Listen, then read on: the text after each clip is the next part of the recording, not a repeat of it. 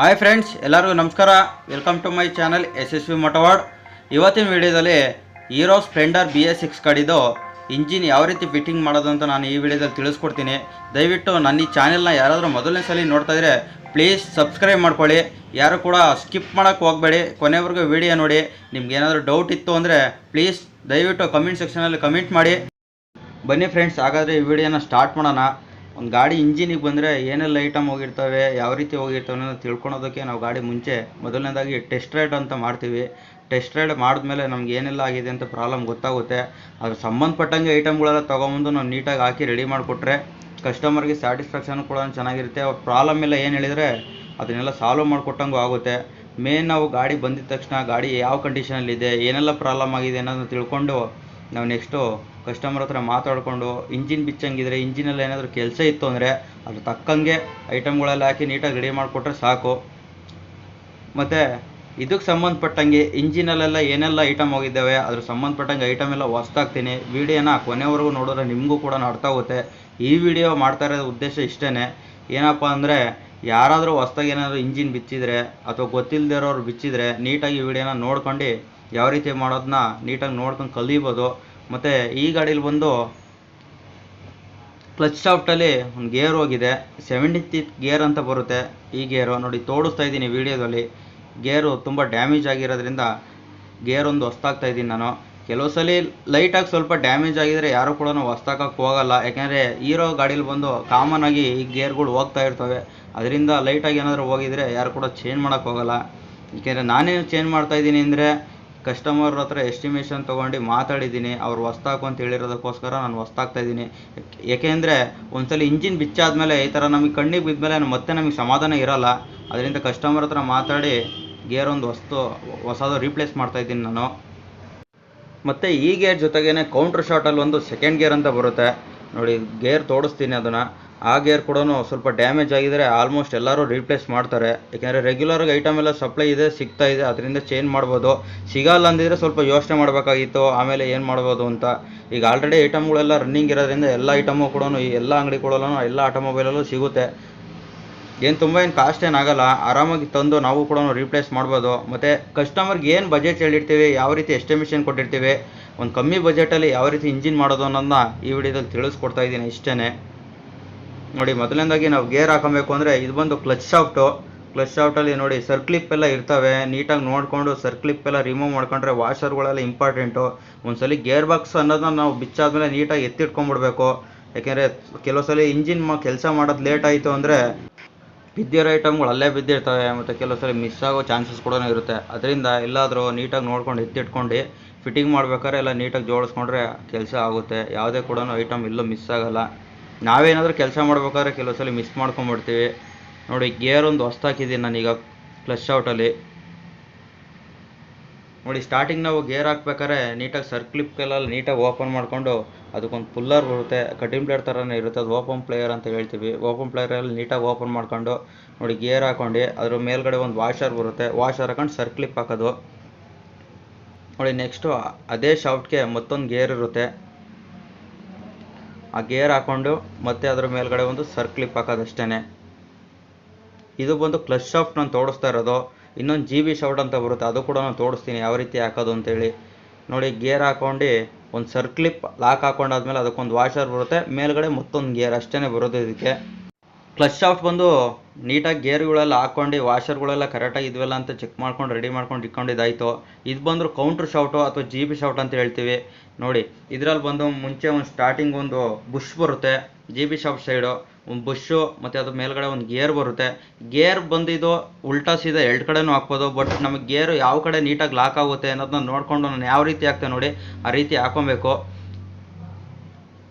ಈ ಕಡೆ ಬಂದು ಒಂದು ವಾಷರ್ ಬರುತ್ತೆ, ಒಂದು ಸರ್ಕ್ಲಿಪ್ ಇರುತ್ತಲ್ಲ ಆ ಸರ್ಕ್ಲಿಪ್ ಸೈಡೇ ಒಂದು ವಾಷರ್ ಬರುತ್ತೆ. ವಾಷರ್ ಹಾಕೊಂಡಾದ್ಮೇಲೆ ಅದ್ರ ಮೇಲ್ಗಡೆ ಒಂದು ಗೇರ್ ಆದಮೇಲೆ ಮತ್ತೆ ಒಂದು ಸರ್ಕ್ಲಿಪ್ ಬರುತ್ತೆ ನೋಡಿ. ಕ್ಲಿಪ್ ಹಾಕೊಂಡ್ಮೇಲೆ ಈ ಗೇರ್ ಬಂದು ಉಲ್ಟಾ ಅಥವಾ ಸೀದಾ ಯಾವ ರೀತಿ ಬೇಕಾದ್ರೂ ಹಾಕೊಬೋದು.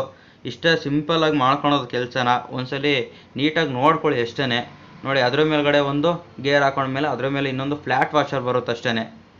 ನೀಟಾಗಿ ಗೇರೆಲ್ಲ ಹಾಕೊಂಡಾದ್ಮೇಲೆ ವಾಷರ್ಗಳು ಕರೆಕ್ಟಾಗಿದೆಯಾ ಮತ್ತು ಸರ್ಕ್ಲಿಪ್ ಎಲ್ಲ ನೀಟಾಗಿ ಲಾಕ್ ಆಗಿದೆ ಎಲ್ಲ ತಿಳ್ಕೊಂಡು ನೋಡ್ಕೊಳ್ಳಿ. ಮತ್ತು ಇದರಲ್ಲಿ ಒಂದು ಗೇರ್ ಬಾಕ್ಸ್ ಬೇರಿಂಗ್ ಕಿಟ್ ಅಂತಲೇ ಬರುತ್ತೆ. ಯಾಕೆಂದರೆ ಒಂದ್ಸಲ ಇಂಜಿನ್ ಬಿಚ್ಚಿದ ಮೇಲೆ ಕೆಲವು ಸಲ ಬೇರಿಂಗ್ ಜಾಮ್ ಆಗಿರ್ಬೋದು, ಮತ್ತು ನೀಟಾಗಿ ಫ್ರೀನೆಸ್ ಇಲ್ಲ ಅಂದರೆ ನಾವು ಆಲ್ಮೋಸ್ಟಾಗಿ ಗೇರ್ ಬಾಕ್ಸ್ ಬೇರಿಂಗ್ ಎಲ್ಲ ಹೊಸ್ದಾಗ್ತೀವಿ. ಇವೆಲ್ಲ ಕಮ್ಮಿ ರೇಟಲ್ಲಿ ಸಿಕ್ಕುತ್ತೆ, ಅದರಿಂದಾಗಿ ನಾನು ಗೇರ್ ಬಾಕ್ಸ್ ಬೇರಿಂಗ್ ಎಲ್ಲ ನೀಟಾಗಿ ಹೊಸ್ದಾಗ್ತಾ ಇದ್ದೀನಿ. ನೀವು ಕೂಡ ಇಂಜಿನ್ ಬಿಚ್ಚಿದ್ರೆ ಇವೆಲ್ಲ ತುಂಬ ಏನು ರೇಟ್ ಏನು ಆಗಲ್ಲ, ಚೀಪ್ ಪ್ರೈಸೇನೆ ಇವೆಲ್ಲ. ನಾರ್ಮಲಾಗಿ ಒಂದು 300 ರುಪೀಸ್ 400 ರುಪೀಸಲ್ಲಿ ಆಗೋಗುತ್ತೆ. ಟೋಟಲ್ 5 ಬೇರಿಂಗ್ ಬರುತ್ತೆ. ನೋಡಿ ಮೇನ್ ಶಾಫ್ಟ್ ಎಲ್ಲ ರೆಡಿ ಮಾಡಿಸಿದ್ದಾಗಿತ್ತು, ಲೇತಲ್ಲೆಲ್ಲ ಮೇನ್ ಶಾಫ್ಟ್ ಎಲ್ಲ ಹಾಕ್ತಾ ಇದ್ದೀನಿ. ನೋಡಿ ಮೇನ್ ಶಾಫ್ಟ್ ಎಲ್ಲ ಹಾಕೊಬೇಕಾದ್ರೆ ಒಂದು ಸ್ವಲ್ಪ ಆಯಿಲಿಂಗ್ ಮಾಡ್ಕೊಂಡು ಲೂಬ್ರಿಕೇಟ್ ಮಾಡ್ಕೊಬೇಕು ಬೇರಿಂಗ್ಗಳಿಗೆ. ಮತ್ತು ಮೇನ್ ಶಾಫ್ಟ್ ಕೂಡ ರೆಡಿಯಾಗಿ ಬಂದಮೇಲೆ ಲೇತಲ್ಲಿ ಒಂದ್ಸಲ ನೀಟಾಗಿ ಚೆಕ್ ಮಾಡ್ಕೊಳ್ಳಿ, ನೀಟಾಗಿ ಮಾಡಿದ್ದಾರಾ, ಕರೆಕ್ಟಾಗಿದೆಯಲ್ಲ ಅನ್ನೋದೆಲ್ಲ. ಇದು ಬಂದು ಶಿಫ್ಟರ್ ಡ್ರಮ್ಮಲ್ಲಿ ಬಂದು ನ್ಯೂಟ್ರಲ್ ವಾಷರ್ ಅಂತ ಬರುತ್ತಲ್ಲ, ಕಾಪರ್ ವಾಷರು, ಆ ವಾಷರೆಲ್ಲ ಕರೆಕ್ಟಾಗಿದೆಯಲ್ಲ, ಏನಾದ್ರು ಡ್ಯಾಮೇಜ್ ಇದೆ ಅಂತ ನೋಡ್ಕೊಳ್ಳಿ. ಮತ್ತು ಗೇರ್ ಫೋರ್ಕ್ಸ್ ಅಂತ ಬರ್ತವೆ, ಗೇರ್ ಫೋರ್ಕ್ಸು ಅಥವಾ ಗೇರ್ ಸೆಲೆಕ್ಟರ್ ಅಂತ ಹೇಳ್ತೀವಿ. ಆ ಸೆಲೆಕ್ಟರ್ಗಳೆಲ್ಲ ಏನಾದರೂ ಮೇಲ್ಗಡೆ ಅಥವಾ ಕೆಳಗಡೆ ಸಾವದಿದೆಯಾ ಇಲ್ವಾ ಅನ್ನೋದನ್ನ ಕೂಡ ಚೆಕ್ ಮಾಡ್ಕೊಳ್ಳಿ. ಯಾಕೆಂದರೆ ಇಷ್ಟೆಲ್ಲ ಹಾಕಿ ಗೇರ್ ಸೆಲೆಕ್ಟರಲ್ಲಿ ಏನಾದರೂ ಡ್ಯಾಮೇಜ್ ಇತ್ತೋ ಇಲ್ಲ ಏನಾದರೂ ಸಾವದೋಗಿತ್ತು ಅಂದರೆ ನಮಗೆ ಗೇರ್ ಹಾಕ್ಬೇಕಾದ್ರೆ ಕೆಲವು ಸಲ ನೀಟಾಗಿ ಗೇರ್ ಬೀಳಲ್ಲ, ತುಂಬ ಹಾರ್ಡ್ನೆಸ್ ಆಗಿ ಬೀಳ್ತವೆ. ಅದರಿಂದ ಆ ಉದ್ದೇಶದಿಂದ ನೀಟಾಗಿ ಒಂದ್ಸಲ ಇಂಜಿನ್ ಬಿಚ್ಚಿದ ಮೇಲೆ ಕೆಲವೊಂದು ಐಟಮ್ಗಳೆಲ್ಲ ಮೇನ್ ಇಂಪಾರ್ಟೆಂಟ್, ಇವೆಲ್ಲ ಐಟಮ್ಗಳು ಒಂದ್ಸಲ ಇಂಜಿನ್ ಬಿಚ್ಚಿದ ಮೇಲೆ ನೀಟಾಗಿ ನೋಡ್ಕೊಂಬಿಡ್ಬೇಕು. ನೋಡಿ ಆವಾಗಲೇ ಗೇರೆಲ್ಲ ಅಸೆಂಬ್ಲಿ ಮಾಡಿ ನಿಮಗೆ ತೋರಿಸಿದ್ದೆ, ಈಗ ಬಂದು ಅರ್ಧ ಮಾತ್ರ ಹಾಕಿದ್ದೀನಿ ಗೇರ್ನ, ಇನ್ನು ಮಿಕ್ಕಿದೆಲ್ಲ ಮೇಲ್ಗಡೆ ನಿಮಗೆ ತೋರಿಸೋ ಉದ್ದೇಶದಿಂದ ಹಾಕಿ ತೋರಿಸ್ತಾ ಇದ್ದೀನಿ ಇನ್ನೊಂದ್ಸಲಿ. ನೋಡಿ GB ಶಾಫ್ಟ್ ಹತ್ರ ಗೇರ್ ಸೆಲೆಕ್ಟರೆಲ್ಲ ಲಾಕ್ ಆದಮೇಲೆ ಒಂದು ವಾಷರ್ ಹಾಕ್ಕೊಂಡು ಒಂದು ಗೇರ್ ಹಾಕೊಬೇಕು, ಮತ್ತು ಅದ್ರ ಮೇಲ್ಗಡೆ ಇನ್ನೊಂದು ವಾಷರ್ ಹಾಕೊಂಡು ಮತ್ತೆ ಇನ್ನೊಂದು ಮಾಮೂಲಿ ಒಂದು ಗೇರ್ ಹಾಕೋಣದು ಅಷ್ಟೇ. ಈ ಕಡೆ ಕ್ಲಚ್ ಶಾಫ್ಟಲ್ಲಿ ಬಂದು ಒಂದು ವಾಷರು ಒಂದು ಗೇರು, ಮತ್ತು ಆ ಕಡೆ ಕೌಂಟ್ರ್ ಶಾಫ್ಟಲ್ಲಿ ಬಂದು ಲಾಸ್ಟಲ್ಲಿ ಒಂದು ಮೇಲ್ಗಡೆ ಒಂದು ಫ್ಲ್ಯಾಟ್ ವಾಷರ್ ಬರುತ್ತೆ. ಕೌಂಟ್ರ್ ಶಾಫ್ಟಲ್ಲಿ ಬಂದು ಮೇಲ್ಗಡೆ ಒಂದು ವಾಷರ್ ಬರುತ್ತೆ ಫ್ಲ್ಯಾಟ್ ವಾಷರು, ಮತ್ತು ಕೆಳಗಡೆ ಒಂದು ಬೇರಿಂಗ್ ಹತ್ರ ಕೆಳಗಡೆ ಕೌಂಟ್ರ್ ಶಾಫ್ಟಲ್ಲಿ ಕೆಳಗಡೆ ಒಂದು ವಾಷರ್ ಬರುತ್ತೆ. ನೀಟಾಗಿ ಫಿಟ್ಟಿಂಗ್ ಆಗಬೇಕಾದ್ರೆ ಕೆಲವು ಸಲ ವಾಷರ್ ಜರುಗೋ ಚಾನ್ಸಸ್ ಇರುತ್ತೆ, ನೀಟಾಗಿ ನೋಡಿಕೊಂಡು ವಾಷರ್ ಇದೆಯಾ ಇಲ್ವ ಅಂತ ಚೆಕ್ ಮಾಡ್ಕೊಳ್ಳಿ. ನೆಕ್ಸ್ಟ್ ಬಂದು ಕಿಕ್ಕರ್ ಶಾಫ್ಟ್ ಹಾಕ್ತಾಯಿದ್ದೀನಿ. ಲೈಟಾಗಿ ಸ್ವಲ್ಪ ಲೂಬ್ರಿಕೇಟ್ ಮಾಡ್ಕೊಂಡು ಆಯಿಲ್ ಹಾಕೊಂಡು ಲೂಬ್ರಿಕೇಟ್ ಮಾಡಿಕೊಂಡು ಕಿಕ್ಕರ್ ಶಾಫ್ಟ್ ಕೂಡ ಹಾಕ್ತಾಯಿದ್ದೀನಿ. ಕಿಕ್ಕರ್ ಶಾಫ್ಟ್ ಹಾಕಾದ್ಮೇಲೆ ಅದ್ರ ಮೇಲ್ಗಡೆನೂ ಕೂಡ ಒಂದು ವಾಷರ್ ಬರುತ್ತೆ, ವಾಷರ್ ಕೂಡ ಹಾಕಿ. ನೋಡಿ ಇದೊಂದು ಫ್ಲ್ಯಾಟ್ ವಾಷರು, ಸ್ವಲ್ಪ ಲೈಟಾಗಿ ತೆಳುವಾಗಿರುತ್ತೆ ಆ ವಾಷರೆಲ್ಲ ಹಾಕೊಂಡು ಆದಮೇಲೆ ನೆಕ್ಸ್ಟು ಇಂಜಿನ್ ಪ್ಯಾಕಿಂಗು ಮೇನ್ ಬಂದು ಇದೇ ಇಂಪಾರ್ಟೆಂಟು. ಪ್ಯಾಕಿಂಗ್ ಹಾಕ್ಬೇಕಾದ್ರೆ ಕೇಸಲ್ಲಿ ಏನಾದ್ರು ಡ್ಯಾಮೇಜ್ ಇತ್ತು ಇಲ್ಲ ಏನಾದರೂ ತುಂಬ ಸ್ಕ್ರ್ಯಾಚಸ್ಸು ಇಲ್ಲ ಫಸ್ಟ್ ಟೈಮ್ ಆಲ್ರೆಡಿ ಬಿಚ್ಚಿದ್ರೆ ಏನು ತೊಂದರೆ ಇರೋಲ್ಲ, ಬಿಚ್ಚಿ 2-3 ಸಲ ಏನಾದ್ರು ಡ್ಯಾಮೇಜ್ ಆಗಿತ್ತು ಅಂದರೆ ಕೇಸ್ನ ನೀಟಾಗಿ ಎಮ್ರಿ ಮಾಡ್ಬೋದು, ಅಥವಾ ನೀಟಾಗಿ ತೀರಾ ಡ್ಯಾಮೇಜ್ ಇತ್ತು ಅಂದರೆ ಲೇತಲ್ಲಿ ರೆಡಿ ಕೂಡ ಮಾಡಿಸ್ಕೊಬೋದು. ಪ್ಯಾಕಿಂಗ್ ಎಲ್ಲ ನೀಟಾಗಿ ಗಮ್ ಹಾಕ್ಕೊಂಡು, ಯಾಕೆಂದರೆ ನಾವು ಸೆಕೆಂಡ್ ಚಾನ್ಸ್ ತೊಗೊಳಕ್ಕೆ ಮತ್ತೆ ಟೈಮ್ ಇರೋಲ್ಲ, ಅದರಿಂದಾಗಿ ನೀಟಾಗಿ ಒಂದ್ಸಲಿ ನೀಟಾಗಿ ಪ್ಯಾಕಿಂಗ್ ಎಲ್ಲ ಗಮ್ ಹಾಕ್ಕೊಂಡು ನೀಟಾಗಿ ಹಾಕೊಂಡು ಇಂಜಿನ್ ಕೇಸ್ ಹಾಕೋಣದು. ಇಂಜಿನ್ ಕೇಸ್ ಹಾಕ್ಬೇಕಾದ್ರೂ ಆಪೋಸಿಟ್ ಸೈಡು 2 ಡಬಲ್ ಪಿನ್ ಬರ್ತವೆ, ಡಬಲ್ ಪಿನ್ ಹಾಕೊಂಡು ನೀಟಾಗಿ ಇಂಜಿನ್ ಕೇಸ್ ಫಿಟ್ಟಿಂಗ್ ಮಾಡ್ಕೊಳೋದು ಅಷ್ಟೇ. ನೋಡಿ ಇಂಜಿನೆಲ್ಲ ನೀಟಾಗಿ ಈಸಿಯಾಗಿ ಕುಂತ್ಕೊಳುತ್ತೆ. ಸ್ವಲ್ಪ ಬೇರಿಂಗ್ ಎಲ್ಲ ಹೊಸ್ದಾಕೊಂಡ್ರೆ ಸ್ವಲ್ಪ ನೀಟಾಗಿ ಆಯಿಲಿಂಗ್ ಮಾಡ್ಕೊಳ್ಳಿ. ಇದು ಬಂದು ಶಿಫ್ಟರ್ ಡ್ರಮ್ದು ಲೆಫ್ಟ್ ಸೈಡಲ್ಲಿ ಒಂದು 10 ಸೈಜ್ ಬೋಲ್ಟ್ ಬರುತ್ತೆ. ಬೋಲ್ಟನ್ನು ಸುಮ್ಮನೆ ಹಾಕೊಳ್ಳಿ, ಯಾಕೆಂದರೆ ಶಿಫ್ಟ್ರು ಆ ಕಡೆ ಈ ಕಡೆ ಜರುಗಬಾರ್ದು ಅನ್ನೋ ಉದ್ದೇಶಕ್ಕೆ ಒಂದು ಬೋಲ್ಟ್ ಹಾಕೋಣದು. ಅದರದ್ದೇ ಆದ ಒಂದು ಬೋಲ್ಟ್ ಇರುತ್ತೆ ಶಿಫ್ಟರ್ದು, ಒಂದು ಬೋಲ್ಟ್ ಹಾಕೊಂಡು ಸುಮ್ಮನೆ ಟೈಟ್ ಮಾಡೋಕ್ಕೆ ಹೋಗಬೇಡಿ. ಫುಲ್ಲು ಇಂಜಿನ್ ಕೇಸ್ ಬೋಲ್ಟ್ಗಳೆಲ್ಲ ನೀಟಾಗಿ ಟೈಟ್ ಆದಮೇಲೆ ನಾವು ಶಿಫ್ಟರ್ ಡ್ರಮ್ದು ಬೋಲ್ಟ್ ಏನಿರುತ್ತೆ 10 mm ಆ ಬೋಲ್ಟನ್ನು ಟೈಟ್ ಮಾಡ್ಕೊಂಡ್ರೆ ಸಾಕು. ತುಂಬ ಓವರ್ ಟೈಟ್ ಎಲ್ಲ ಮಾಡೋಕ್ಕೆ ಹೋಗಬೇಡಿ, ನಾರ್ಮಲಾಗಿ ಒಂದು ಹ್ಯಾಂಡಲ್ಲಿ ಸಿಂಪಲಾಗಿ ಮಾಡ್ಕೊಳ್ಳಿ ಅಷ್ಟೇ. ತೀರಾ ಓವರ್ ಟೈಟ್ ಮಾಡೋಕ್ಕೆ ಹೋದರೆ ಕೆಲವು ಸಲ ಇಂಜಿನ್ ಕೇಸಲ್ಲಿ ಥ್ರೆಡ್ ಹೋಗ್ಬೋದು ಅಥವಾ ಬೋಲ್ಟ್ ಕಟ್ ಆಗ್ಬೋದು, ಮತ್ತೆ ಲೇತಲ್ಲೆಲ್ಲ ಕೊಟ್ಟು ತೆಗ್ಸಿ ರೆಡಿ ಮಾಡಿಸ್ಬೇಕಾಗ್ತದೆ. ಅದರಿಂದ ನಾನು ಹೇಳಿದೆ. ಇವು ಬಂದು ಶಿಫ್ಟರ್ ಡ್ರಮ್ ಹತ್ರ ನಾವು ಗೇರ್ ಶಿಫ್ಟಿಂಗ್ ಏನು ಮಾಡ್ತೀವಿ ಅದಕ್ಕೋಸ್ಕರ ಸಂಬಂಧಪಟ್ಟಂಗೆ ಪಿನ್ ಕೊಟ್ಟಿರ್ತಾರೆ. 4 ದೊಡ್ಡ ಪಿನ್ ಇರ್ತವೆ ಮತ್ತು 2 ಸಣ್ಣದಾಗಿ ಪಿನ್ಗಳು ಇರ್ತವೆ. ನಾನು ತೋರಿಸ್ತಾ ಇದ್ದೀನಿ ನೋಡಿ, 4 ದೊಡ್ಡ ಪಿನ್ ಇದು ಗೇರ್ ಶಿಫ್ಟ್ ಡ್ರಮ್ ಹತ್ರ ಕೂರುತ್ತೆ. ಮತ್ತು ಗೇರ್ ಲಿವರ್, ನಾವು ಏನು ಗೇರ್ ಶಿಫ್ಟಿಂಗ್ ಮಾಡ್ಬೇಕಾದ್ರೆ ಲಿವರ್ ಬರುತ್ತೆ, ಆ ಗೇರ್ ಲಿವರ್ ಸಂಬಂಧಪಟ್ಟಂಗೆ ಇಲ್ಲೇ ಬರೋದದು. ನೋಡಿ ಇದರಲ್ಲಿ ಏನು ಬರುತ್ತೆ, ಗೇರ್ ಶಿಫ್ಟಿಂಗ್ ಲಿವರ್ ಏನಿರುತ್ತೆ, ಈ ಲಿವರ್ ಸಪೋರ್ಟಿಂದನೇ ಪಿನ್ ತಿರುಗುತ್ತೆ. ಪಿನ್ ತಿರುಗಿದಾಗ ಡ್ರಮ್ ರನ್ ಆಗೋದು, ಡ್ರಮ್ ತಿರುಗೋದು. ನಮ್ಗೆ ಯಾವ ರೀತಿ ಗೇರ್ ಹಾಕ್ದಾಗ ರೊಟೇಷನ್ ಆಗುತ್ತೆ ಅನ್ನೋದು ಇದರಲ್ಲೇ ನೀಟಾಗಿ ಗೊತ್ತಾಗುತ್ತೆ. ಅದಕ್ಕೋಸ್ಕರನೇ ಪಿನ್ಗಳು ಕೊಟ್ಟಿರೋದು. ನೋಡಿ ಮುಂಚೆ ಪಿನ್ ಹಾಕಾದ್ಮೇಲೆ ಮೇಲ್ಗಡೆ ಒಂದು ವಾಷರ್ ಥರದ ಪ್ಲೇಟ್ ಬರುತ್ತೆ, ಅದು ನೀಟಾಗಿ ಮ್ಯಾಚ್ ಆಗಂಗೆ ಹಾಕ್ಕೊಂಡು ಮೇಲ್ಗಡೆ ಒಂದು ಶಿಫ್ಟ್ರ್ ಪ್ಲೇಟ್ ಇರೋದು, ಪ್ಲೇಟ್ ಹಾಕೊಂಡು 10 mm ಬೋಲ್ಟ್ ಬರುತ್ತೆ, ಅದರದ್ದೇ ಆದ ಬೋಲ್ಟು. ಆ ಬೋಲ್ಟೊಂದು ನೀಟಾಗಿ ಹಾಕೋಣದು. ನೀಟಾಗಿ ಹಾಕೊಂಡು ಟೈಟ್ ಮಾಡ್ಕೊಂಡು ಆದಮೇಲೆ ನಮಗೆ ಗೇರೆಲ್ಲ ನೀಟಾಗಿ ಬೀಳ್ತಾ ಇದೆಯಾ ಇಲ್ವಾ ಅನ್ನೋದು ಕೂಡ ಆ ಶಿಫ್ಟರ್ ಡ್ರಮ್ದು ಬೋಲ್ಟ್ ಏನಿರುತ್ತೆ ಆ ಬೋಲ್ಟಲ್ಲೇ ಚೆಕ್ ಮಾಡ್ಕೊಬೋದು. ನೀಟಾಗೆಲ್ಲ ಗೇರೆಲ್ಲ ನೀಟಾಗಿ 4 ಗೇರ್ ನೀಟಾಗಿ ಬೀಳ್ತಾ ಇದ್ರೆ ಮಿಕ್ಕಿದ ಕೆಲಸ ಎಲ್ಲ ನೀಟಾಗಿ ಮಾಡ್ಕೊಂಡು ಹೋಗೋಣ. ಇಲ್ಲ ಏನಾದರೂ ಪ್ರಾಬ್ಲಮ್ ಇತ್ತು ಅಂದರೆ ಮತ್ತೆ ಬಿಚ್ಚಿಬಿಟ್ಟು ಸಣ್ಣ ಪುಟ್ಟ ಏನಾದರೂ ಡೌಟ್ ಇತ್ತು ಅಂದರೆ ಕ್ಲಿಯರ್ ಮಾಡ್ಕೊಂಬಿಡಿ ಇದರಲ್ಲೇ. ಯಾಕೆಂದರೆ ಫುಲ್ ಇಂಜಿನ್ ಪೂರ್ತಿ ಫಿಟ್ಟಿಂಗ್ ಮಾಡ್ಕೊಂಡಾದ್ಮೇಲೆ ಎಲ್ಲ ಬಿಚ್ಚೋಕ್ಕಾಗಲ್ಲ. ಅದರಿಂದ ಬೇಕಾದ್ರೆ 10 ನಿಮಿಷ ಲೇಟ್ ಆದರೂ ಪರವಾಗಿಲ್ಲ, ನೀಟಾಗಿ ನೋಡ್ಕೊಂಬಿಡಿ. ಇದು ಬಂದು ಟೈಮಿಂಗು, ಕಿಕ್ಕರ್ ಶಾಫ್ಟಲ್ಲಿ ಟೈಮಿಂಗ್ ಕೊಟ್ಟಿರ್ತಾರೆ. ಇದೇನಕ್ಕೆ ಅಂದರೆ ನಾವು ಕಿಕ್ಕರ್ ಯೂಸ್ ಮಾಡ್ತೀವಲ್ವಾ, ಕಿಕ್ಕರಿಗೆ ಸಂಬಂಧಪಟ್ಟಂಗೆ ಒಂದು ಟೈಮಿಂಗ್ ಮಾರ್ಕ್ ಇರುತ್ತೆ. ನಾನು ತೋರಿಸಿದ್ನಲ್ಲ ಈ ರೀತಿ. ಮತ್ತು ಅದು ಕಿಕ್ಕರ್ ಪ್ಲೇಟಲ್ಲಿ ಒಂದು ವಾಷರ್ ಇರುತ್ತೆ, ಸ್ಪ್ರಿಂಗ್ ಲಾಕರ್ ಬರುತ್ತಲ್ಲ ಅದರದ್ದು. ನೀಟಾಗಿ ಹಾಕೊಂಡು ಟೈಮಿಂಗ್ ಎಲ್ಲ ನೀಟಾಗಿ ಮ್ಯಾಚ್ ಮಾಡ್ಕೊಂಡು ಹಾಕ್ಕೊಂಡು ಸ್ಪ್ರಿಂಗ್ ಒಂದು ಲಾಕ್ ಮಾಡಿಕೊಂಡ್ರೆ ಕಿಕ್ಕರ್ದು ಕೆಲಸ ಮುಗೀತಿಲ್ಲಿಗೆ. ಕಿಕ್ಕರ್ದೆಲ್ಲ ಶಾಫ್ಟು ನೀಟಾಗಿ ಪ್ಲೇ ಇದೆಯಾ, ಯಾವ ರೀತಿ ಇದೆ ಅನ್ನೋದನ್ನ ನೀಟಾಗಿ ಚೆಕ್ ಮಾಡ್ಕೊಳ್ಳಿ. ಟೈಮಿಂಗ್ ಎಲ್ಲ ಕರೆಕ್ಟಾಗಿದೆಯಾ ಅನ್ನೋದನ್ನ ನೋಡ್ಕೊಂಡು ಒಂದು ಸರ್ಕ್ಲಿಪ್ ಬರುತ್ತೆ ಮೇಲ್ಗಡೆ, ಒಂದು ಲಾಕ್ ಹಾಕೋದು ಅಷ್ಟೇ. ಲಾಕ್ ಎಲ್ಲ ಹಾಕಾದ್ಮೇಲೆ ನಮಗೆ ಈ GB ಶಾಫ್ಟಿಂದು ಮತ್ತು ಕೌಂಟ್ರ್ ಶಾಫ್ಟ್ ಅಂತ ಏನು ಹೇಳ್ತೀವಿ ಅದ್ರದ್ದು, ಮತ್ತು ಈ ಕಡೆ ಬಂದು ಕ್ಲಚ್ ಶಾಫ್ಟು ಎರಡು ಫ್ರೀ ಇರಬೇಕಿದು. ಫ್ರೀ ಇದ್ದಾದಮೇಲೆ ನಮಗೆ ಕ್ಲಚ್ ಬೆಲ್ಲು ಅವೆಲ್ಲ ಹಾಕೋಣ. ನೋಡಿ, ಕ್ಲಚ್ ಬೆಲ್ ಹಾಕೋದಕ್ಕಿಂತ ಮುಂಚೆ ಒಂದು ವಾಷರ್ ಹಾಕ್ಕೊಂಡು, ಅದಕ್ಕಿಂತ ಮುಂಚೆ ಒಂದು ಪ್ರೈಮರಿ ಗೇರ್, ಮೇನ್ ಶಾಫ್ಟ್ ಹತ್ರ ಒಂದು ಪ್ರೈಮರಿ ಗೇರು, ಮತ್ತು ಕ್ಲಚ್ ಶಾಫ್ಟಲ್ಲಿ ಬಂದು ಒಂದು ವಾಷರ್ ಬರುತ್ತೆ ದೊಡ್ಡದು, ಒಂದು ವಾಷರ್ ಹಾಕೊಂಡು ಕ್ಲಚ್ ಬೆಲ್ ಫಿಟ್ಟಿಂಗ್ ಮಾಡ್ಕೊಳೋಣ. ಕ್ಲಚ್ ಬೆಲ್ ಫಿಟ್ಟಿಂಗ್ ಆದಮೇಲೆ ಇದು ಬಂದು ಕ್ಲಚ್ ಬುಷು. ಕೆಲವು ಸಲ ಬುಷು ಹೋಗಿರ್ತದೆ, ಇಲ್ಲಾಂದರೆ ಕ್ಲಚ್ ಬೆಲ್ ಪ್ಲೇ ಇದ್ದರೆ ನಾವು ಲೇತಲ್ಲಿ ಕೊಟ್ಟು ರೆಡಿ ಮಾಡಿಸ್ಬೋದು, ಇಲ್ಲ ಹೊಸದು ಕೂಡ ಹಾಕ್ಬೋದು. ನೋಡಿ, ಕ್ಲಚ್ ಬೆಲ್ ಮೇಲೆ, ಕ್ಲಚ್ಚು ಮೇಲೆ ಒಂದು ವಾಷರ್ ಬರುತ್ತೆ, ಒಂದು ಸ್ಟಾರ್ ವಾಷರ್ ಥರ. ವಾಷರ್ ಹಾಕಾದ್ಮೇಲೆ ಎರಡು ಕಟ್ ವಾಷರ್ ಅಂತ ಬರ್ತವೆ. ಕಟ್ ವಾಷರ್ ಎರಡು ನೀಟಾಗಿ ಹಾಕಿ ಅದ್ರ ಮೇಲ್ಗಡೆ ಒಂದು ಕಟ್ ವಾಷರ್ ಲಾಕ್ ಆಗೋದಕ್ಕೆ ಒಂದು ವಾಷರ್ ಕೊಟ್ಟಿರ್ತಾರೆ, ಒಂಥರ ತಟ್ಟೆ ವಾಷರ್ ಥರ ಇರುತ್ತೆ. ಆ ವಾಷರೆಲ್ಲ ಹಾಕೊಂಡಾದ್ಮೇಲೆ ನಾವು ನೀಟಾಗಿ ಕ್ಲಚ್ ಪ್ಲೇಟು, ಪ್ಲೆಜರ್ ಪ್ಲೇಟು ಎಲ್ಲ ನೀಟಾಗಿ ಹಾಕೋಣ.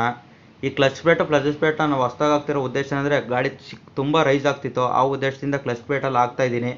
ತೀರಾ ನಮ್ಗೆ ಏನಾದರೂ ಇನ್ನೂ ಗಾಡಿ ಪಿಕಪ್ ಎಲ್ಲ ಕಮ್ಮಿ ಇತ್ತು, ಕ್ಲಚ್ ಪ್ಲೇಟ್ ಹಾಕಿದ್ರೆ ನಿಲ್ತಾ ಇಲ್ಲ ಅಂದರೆ ಅದಕ್ಕೆಲ್ಲ ಸಂಬಂಧಪಟ್ಟಂಗೆ ನಮಗೆ ಕ್ಲಚ್ ಹಬ್ಬು, ಕ್ಲಚ್ ಸೆಂಟ್ರೆಲ್ಲ ಬರ್ತವೆ. ಅವೆಲ್ಲ ಚೆನ್ನಾಗಿದ್ರೆ ಕ್ಲಚ್ ಪ್ಲೇಟು, ಸ್ಟೀಲ್ ಪ್ಲೇಟ್ ಹಾಕ್ಬಿಟ್ಟು ರೆಡಿ ಮಾಡಿ ಕೊಡ್ಬೋದು. ಇಲ್ಲ ಅವು ವೀಕ್ ಆಗಿದ್ದರೆ ಕ್ಲಚ್ ಹಬ್ಬು, ಕ್ಲಚ್ ಸೆಂಟ್ರೆಲ್ಲ ಹೊಸ್ದಾಕ್ಬಿಟ್ಟು ಕ್ಲಚ್ ಪ್ಲೇಟು, ಸ್ಟೀಲ್ ಪ್ಲೇಟ್ ಹಾಕ್ಬೋದು. ನೋಡಿ, ಕ್ಲಚ್ ಪ್ಲೇಟು ಸ್ಟೀಲ್ ಪ್ಲೇಟಲ್ಲಿ ಹಾಕಾದ್ಮೇಲೆ ನೀಟಾಗಿ ಕುಂಡಿಸ್ಕೊಬೇಕು. ಕ್ಲಚ್ ಹಬ್ಬು ನೀಟಾಗಿ ಸೆಂಟ್ರ್ ಮಾಡ್ಕೊಳ್ಳಿ. ನೀಟಾಗಿ ಕ್ಲಚ್ ಬೆಲ್ಲಿಗೊಂದು ಕ್ಲಚ್ ಪ್ಲೇಟ್ ಒಂದು ಕೂರೋದು ನಾನು ತೋರಿಸ್ತೀನಿ ನೋಡಿ. ಒಂದು ಮೇಲ್ಗಡೆ ಬರಬೇಕು, 3 ಒಳಗಡೆ ಬರಬೇಕು. ಕ್ಲಚ್ ಹಬ್ಬೆಲ್ಲ ಫಿಟ್ಟಿಂಗ್ ಆದಮೇಲೆ ಕ್ಲಚ್ ಮೇಲೆ ಒಂದು ನಟ್ ಹಾಕಬೇಕು. ಆ ನಟ್ ಹಾಕೋದಕ್ಕಿಂತ ಮುಂಚೆ ಒಂದು ವಾಷರು ಮತ್ತು ಮೇಲ್ಗಡೆ ಒಂದು ನಟ್ ಹಾಕಿ ನಾರ್ಮಲ್ ಮೀಡಿಯಮ್ ಥ್ರೆಡ್ ಮಾಡ್ಕೊಳ್ಳಿ. ಮೀಡಿಯಮ್ ಟೈಟ್ ಮಾಡಿಕೊಂಡ್ರೆ ಸಾಕು. ಮತ್ತು ಅದ್ರ ಮೇಲ್ಗಡೆ 4 ಸ್ಪ್ರಿಂಗ್ ಬರ್ತವೆ. ನಾವು ಕ್ಲಚ್ ಆಪ್ರೇಟರ್ ಮಾಡೋಕ್ಕೆ ಇದಕ್ಕೆ ಇದೇ ಮೇನ್ ಇಂಪಾರ್ಟೆಂಟು, ಕ್ಲಚ್ ಸ್ಪ್ರಿಂಗ್ಗಳು. ನಾವು ಕ್ಲಚ್ ಹೊಡಿತಿದ್ದಂಗೆ ರಿವರ್ಸ್ ಹೋಗಬೇಕು, ಮತ್ತು ಕ್ಲಚ್ ಆಪ್ರೇಟರ್ ಆಗೋಕ್ಕೆಲ್ಲ ಇದೇ ಮೇನ್ 4 ಸ್ಪ್ರಿಂಗ್ಗಳು. ಸ್ಪ್ರಿಂಗ್ ಏನಾದರೂ ಡ್ಯಾಮೇಜ್ ಇತ್ತು, ವೀಕ್ ಇತ್ತು ಅನ್ನೋದು ಚೇಂಜ್ ಮಾಡ್ಕೊಬೋದು ನೀವು. ಇದು ಬಂದು ಕ್ಲಚ್ ಹಬ್ಬು, ಕ್ಲಚ್ ಸೆಂಟ್ರೆಲ್ಲ ಚೆನ್ನಾಗಿರೋದ್ರಿಂದ ನಾನು ಪ್ಲೇಟು ಮತ್ತು ಸ್ಟೀಲ್ ಪ್ಲೇಟೆಲ್ಲ ಹೊಸ್ದಾಕಿದ್ದೀನಿ ಅಷ್ಟೇ. ಹಬ್ಬು ಸೆಂಟ್ರೆಲ್ಲ ಚೆನ್ನಾಗಿದೆ. ನೀಟಾಗಿ ನೋಡ್ಕೊಂಡು ಮಾಮೂಲಿ ಒಂದು 10 ಟೀ ರಾಡ್ ಬರುತ್ತೆ, 10 ಟೀ ಹಾಕೊಂಡು ನೀಟಾಗಿ ಟೈಟ್ ಮಾಡ್ಕೊಳೋದು. ಟೈಟ್ ಎಲ್ಲ ಆದಮೇಲೆ ನಮಗೆ ಒಳಗಡೆ ಒಂದು ಸ್ವಲ್ಪ ಪ್ಲೇ ಇರಬೇಕು. ಪ್ಲೇ ಎಲ್ಲ ನಿಮಗೆ ಗೊತ್ತಾಗುತ್ತೆ ಯಾವ ರೀತಿ ಬರುತ್ತೆ ಅಂಥದ್ದು. ಅದ್ರ ಮೇಲ್ಗಡೆ ನಮ್ಮ ಬೇರಿಂಗ್ ಕಿಟ್ ಅಂತ ಗೇರ್ ಬಾಕ್ಸ್ ಬೇರಿಂಗ್ ಕಿಟ್ಟಲ್ಲಿ ಏನು ತಂದಿರ್ತೀವಿ ಅದರಲ್ಲೇ ಒಂದು ಚಿಕ್ಕ ಬೇರಿಂಗ್ ಕೂಡ ಇರುತ್ತೆ, ಅದು ಕೂಡ ಹೊಸದು. ನೆಕ್ಸ್ಟ್ ಬಂದು ಈ ಪ್ರೈಮರಿ ಗೇರ್ ಹತ್ರ ಹಾಕೋಣ. ನೋಡಿ, ಪ್ರೈಮರಿ ಗೇರೆಲ್ಲ ಹಾಕಿದ್ದಾಗಿದೆ ಆಲ್ರೆಡಿ. ಇದು ಬಂದು ಮಾಮೂಲಿ ಥ್ರೆಡ್ಡೇನೆ. ಇದೇನಕ್ಕೆ ಅಂದರೆ ಆಯಿಲೆಲ್ಲ ಫಿಲ್ಟರ್ ಆಗುತ್ತೆ ಇಲ್ಲಿ. ಆಯಿಲ್ ಏನಾದರೂ ತೀರಾ ಗಲೀಜಿತ್ತು ಅಂದರೆ ನಾವು ಕೆಲವು ಸಲ ಬಿಸ್ತಾಗ ನೋಡಿರ್ತೀವಿ, ಎಲ್ಲ ಸಿಕ್ಕಾಪಟ್ಟೆ ಗಲೀಜು ಇರುತ್ತೆ. ನೋಡಿ, ಇದು ಬಂದು ಹೊಸ ಆಯಿಲ್ ಸೀಲ್ ಹಾಕಿರೋದು ನಾನು ತೋರಿಸ್ತಾ ಇದ್ದೀನಿ. ಪ್ಲೇಟಲ್ಲಿ ಒಂದು ಹೊಸ ಆಯಿಲ್ ಸೀಲ್ ಬರುತ್ತೆ, ಮತ್ತು ಅದ್ರ ಒಳಗಡೆ ಒಂದು ಗ್ಯಾಸ್ಕೆಟ್ಟು, ಮತ್ತು ಮೇಲ್ಗಡೆ 4 ಸ್ಕ್ರೂ ಬರ್ತವೆ, ಸ್ಟಾರ್ ಸ್ಕ್ರೂಗಳು. ಹಾಕ್ಕೊಂಡು ಸ್ಟಾರ್ ಬಿಟ್ಟಲ್ಲಿ ಟೈಟ್ ಮಾಡ್ಕೊಬೋದು, ಇಲ್ಲಾಂದರೆ ಸ್ಕ್ರೂ ಡ್ರೈವರ್ ಕೂಡ ಟೈಟ್ ಮಾಡಿಕೊಂಡ್ರೆ ಸಾಕು.